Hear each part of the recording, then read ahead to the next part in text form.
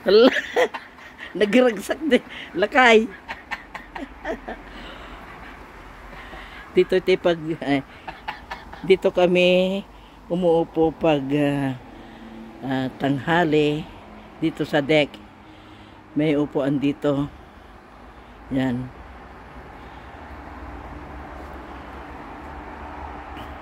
Kaninang umaga maganda ang panahon, pero ngayon nagsisimula ng may hangin at saka may ulap na nga tumatakip sa araw. Dito kami sa deck.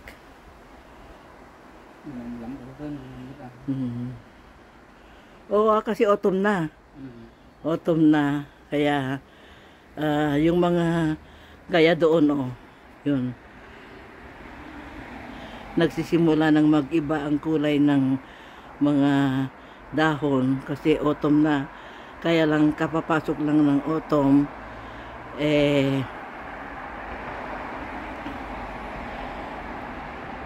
mas maganda ang mga dahon, mag-iba ang kulay ng dahon sa kalagitnaan ng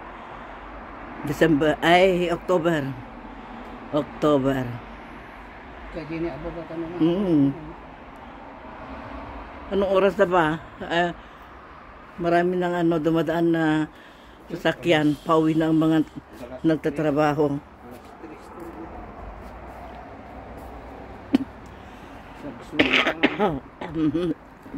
Sa lamig ng panahon, nung lumabas kami nung mga 4 na araw na ang nakalipas, lumala ang sipon ko. Yan. Ito sa kalagitnaan ng October, wala nang dahon ito. O sa katapusan. Kasi taglagas na. At pagkatapos ng taglagas, papasok na ang winter. Snow na naman. Yan ang swing dito sa deck. May step. 3 step pababa dito. Ayan. Ayan.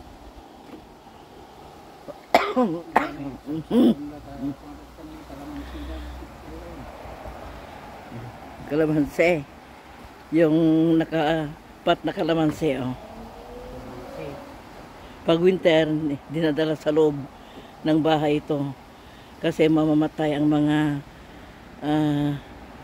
tanim, lalo na yung mga kalamansi o yung mga malunggay, hindi nabubuhay dito sa labas ng bahay pag winter.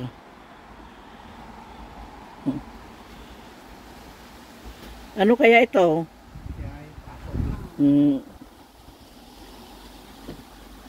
May mga tumutubong maliliit na buwan na, Ayan. Kalamansi na nakapat.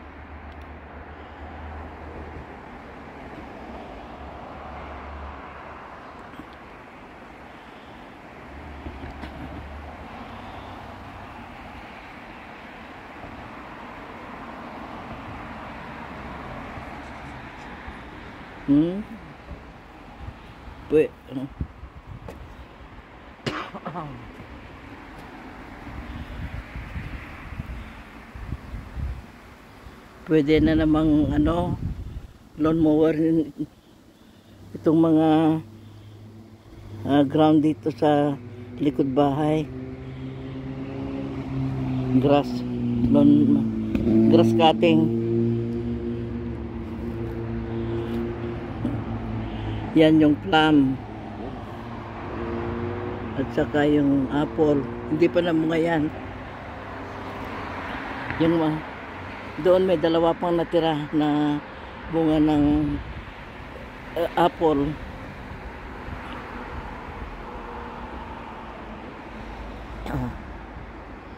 Yung mga bagong tanim na apple.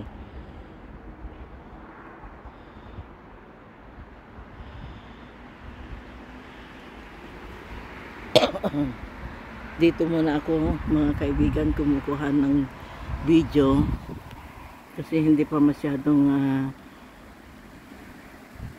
magaling ang mga mata ko kasi na dalawang mata ko ang na under surgery noong Martes. Hanggang dito na uli mga kaibigan. Maraming salamat sa inyong panonood. Dito kami sa deck.